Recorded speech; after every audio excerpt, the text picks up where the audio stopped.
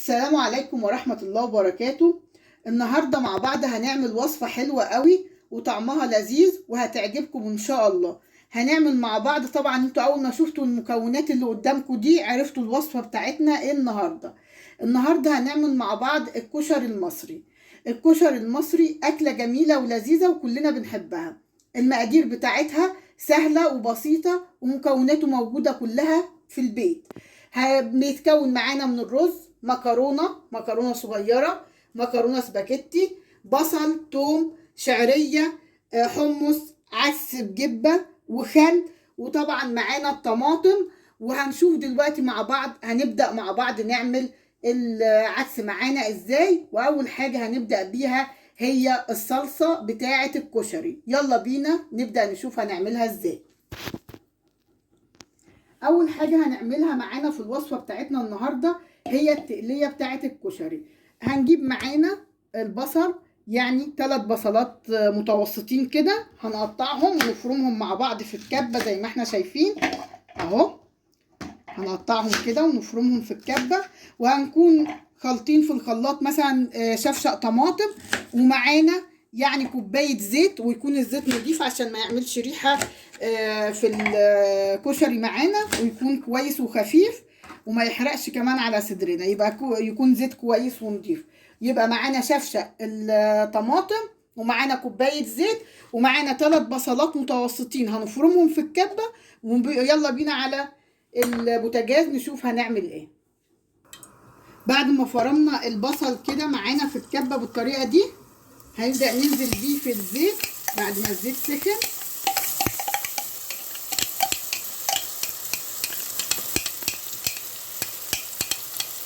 وهنبدأ نحمر البصل معانا كده. واحنا بنبدأ بالتقلية في الكشري الأول عشان هي أكتر حاجة هتاخد معانا وقت في تسبيك التقلية. هنفضل نقلب في البصل بالطريقة دي لحد ما البصل ياخد لون جولد كده، وبعدين ننزل بالطماطم وهنشوفه مع بعض لما هيناخد لون. في المرحلة دي هنحط حلة مية على النار ونبدأ ننزل بيها بالمكرونة، وهوريكم ان شاء الله واحنا اما المية تغلي وننزل بالمكرونة في الحلة. لازم المية تكون بتغلي الاول قبل ما نحط المكرونة. لو حطينا المكرونة والمية لسه مش سخنة قوي المكرونة هتعجن معانا. هنحط عادي المكرونة الاسباجيتي مع المكرونة المقصوصة مع بعض في نفس الوقت في نفس الحلة عادي. هنقلب البصل معانا بالطريقة دي، واول ما هيبدأ ياخد لون ذهبي هوريلكم ازاي هنعمل فيه ايه. ودلوقتي بعد ما البصلة خدت اللون الجلد ده، ابدأ انزل بالطماطم، بشفشق الطماطم بالطريقة دي اهو،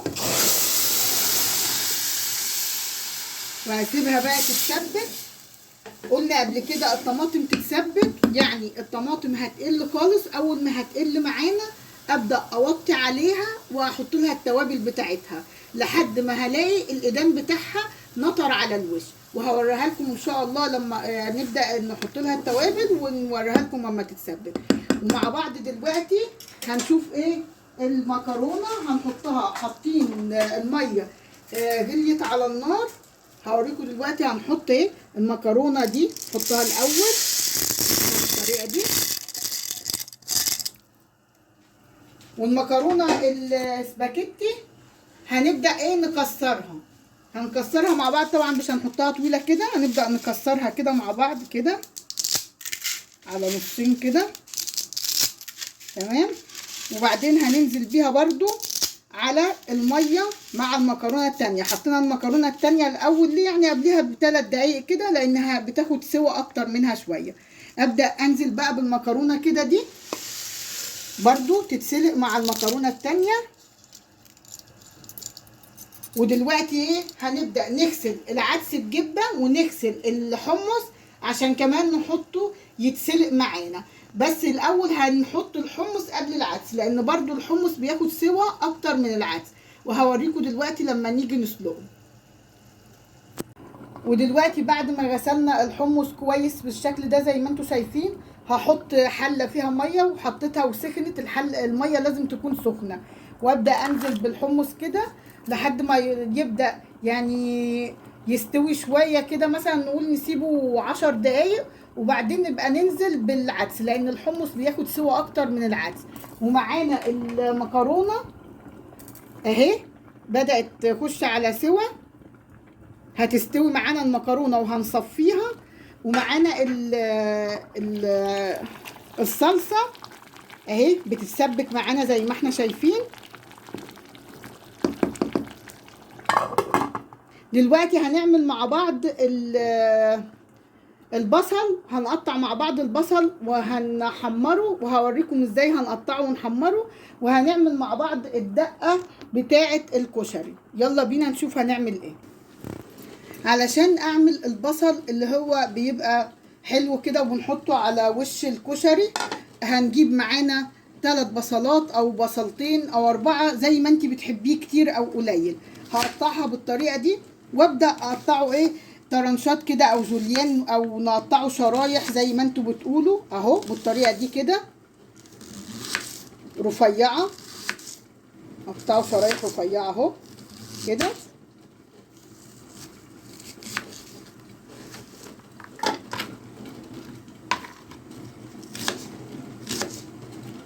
بنحتاج بقى للبصل زيت، بنحمره في زيت كتير غزير، ونملحه قبل ما نحمره، نملحه عشان يبقى متبهر كده، ونحط له ملح وفلفل اسود.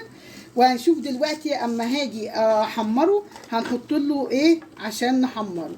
اهو بقطعها كده البصله، وببدا اقطعها شرايح كده.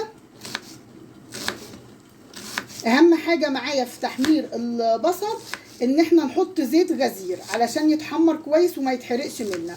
في ناس بتحط دقيق ونشا، انا بشوف ان هو ملهوش لازمه. انا اما هكتر الزيت بتاعه هيطلع معايا مقرمش وطعمه حلو، وهيبقى النشا والدقيق بيخليه يمسك في بعضيه. هنقطعه كله بالطريقه دي كده، وبعد كده هنشوف لما نحمره على النار هنبقى مع بعض ازاي. دلوقتي نعمل الدقه بتاعه الكشري لحد طبعا ما انا عندي البوتاجاز مشغول، في عين عليها المكرونه وعين، وحاطه العدس والحمص يتسلقوا، وحاطه التقليه. فمش هحمره دلوقتي برضو عشان يبقى اما اجي احطه على الكشري يبقى سخن معايا. فالبصل ده بنخلي التحمير بتاعه اخر حاجه. تمام، اخر حاجه بنعملها ان احنا بنحمر البصله اللي هي بنحطها ايه على الوش. دلوقتي هنشوف هنقطع بقيه الكميه وهرجع معاكم اوريكم هنعمل الدقه ازاي. علشان اعمل الدقه بتاعه الكشري هحتاج معايا خل وتوم وميه وفلفل اسود وملح. ولو انت بتحبي الفلفل الاخضر بتحطي معاه قرنين فلفل اخضر بارد او حراق، احنا مش بنحبه فمش هنحطه. هنجيب الكبه ونبدا ننزل بيها بالثوم، يعني مثلا نقول راس كامله من الثوم، ونحط مثلا ربع كوبايه خل، وهنحط الملح معلقه ملح، ومعلقه او نص معلقه كفايه فلفل اسود، وهنحط معانا كوبايه الميه، وهنبدا نضربها في الكبه جامد، ضربه جامده قوي، يعني لحد ما نحس ان الثوم اختفى تماما من الدقه معانا. وهنرجع نشوف هي الدقه بس هي بمكوناتها كده: ملح وفلفل اسود وميه وتوم وخل وفلفل اخضر لو انتوا بتحبوه. هنضرب الدقه معانا في الكبه كويس، وبعدين نرجع نشوف هنعمل ايه. دلوقتي بعد 10 دقايق وانا حاطه الحمص على النار كده، غسلت العدس كويس قوي وهنزل عليه كده بالحمص. هنزل على العدس كده، نزلت بالعدس على الحمص. بس الاول انا حاطه الحمص عشان هو زي ما قلت لكم بياخد سوا اكتر من العدس، وهسيبه بقى يستوي مع بعضيه كويس. انا طبعا غاسله الحمص وغاسله العدس كويس قبل ما احطه، يعني يا دوبك اول ما هيستوي هصفيهم بس. ودلوقتي هبدا اعمل الرز بتاع الكشري وهوريكم هنعمله ازاي.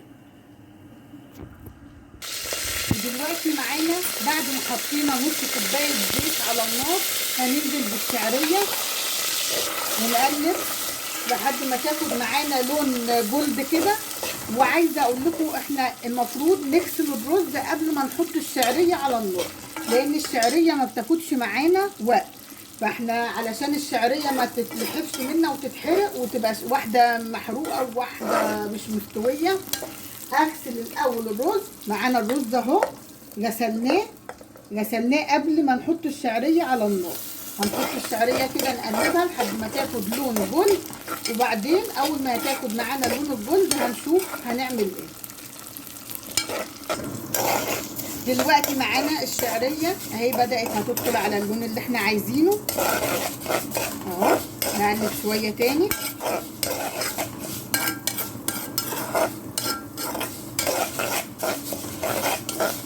ما نغمقهاش قوي يعني، كفايه بس تاخد اللون ده معانا. غسلين طبعا الرز معانا. هنبدا ننزل بالرز اهو على الشعريه بالطريقه دي كده،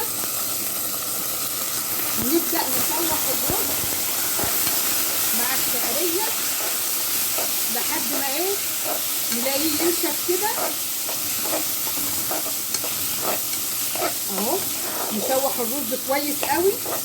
وطبعا دي من الحاجات اللي بتنجح الرز ابو شعريه، ان احنا بعد ما بنحط الرز على الشعريه نقلب كويس قوي لحد ما يتشوح مع الشعريه. تمام، قلب كده لحد ما يتشوح معانا كويس زي ما انتم شايفين كده.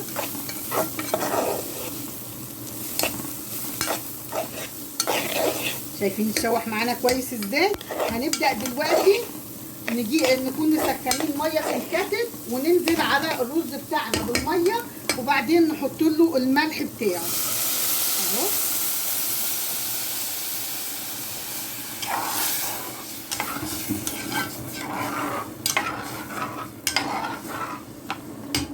هنملح بقى الرز ونقفل عليه. اول ما هيتشرب الميه بتاعته هنبدا نوطي عليه. طبعا حاطين العدس والحمص بيتسلق، المكرونه اتسلقت والتقليه على النار بتتسبك. الرز معانا هيستوي وبعد كده هنرجع نشوف هنعمل ايه تاني. دلوقتي معانا التقليه بدات ان هي هتخش على تسبيك اهو. شايفين قلت في الحله ازاي. هنبدا بقى نحط لها الملح تمام، ونحط لها الفلفل الاسود، ونبدا نوطي عليها لحد ما ايه ما تتسبك والايدام بقى في الوقت ده اقدر اقول ان التقليه اتسبكت. شايفين الايدام بتاعها طالع على الوش ازاي. دلوقتي هبدا احط بقى ايه كوبايه ميه اهو، وهديها غلوه، وكده يبقى التقليه بتاعه الكشري خلصت. تمام، هديها غلوه بس كده بعد ما حطيت كوبايه الميه دي وبس، وهطفي عليها. ومعانا الرز اهو استوى وبقى زي الفل زي ما انتم شايفين اهو، ومفلفل وجميل. برضو هنطفي عليه وبعد كده هنشوف هنعمل ايه. ودلوقتي معانا طاسه على النار هنحط فيها زيت، وزي ما قلت لكم نكتر الزيت علشان البصله معانا اهو. نكتر الزيت شويه تمام. وهنبدا نجيب معانا البصل اهو، هنحط له بقى فلفل اسود وملح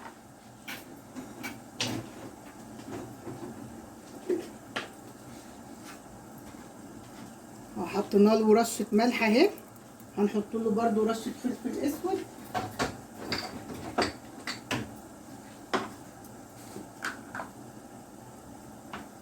ومعانا كمان رشه فلفل اسود. ونبدا ايه ندعكه كده ونفككه من بعضيه، والزيت معانا بيسخن على النار. فككه كده من بعضيه اهو، ونقلبه في الملح والفلفل الاسود عشان يبقى ايه متبحر وطعمه حلو. اول ما الزيت هيسخن معانا هنزل بالبصل، وافضل ايه بقى اقلب فيه، ايدي ما تروحش منه عشان ما يتحرقش، لحد ما ايه ينشف معانا كده وياخد معانا لون يعني نقول يعني اغمق من الجلد شويه، وبعدين نشوف هنعمل فيه ايه اهو. هننزل بقى بالبصل كده على النار، وهنبدأ نقلبه كده بالطريقة دي كده.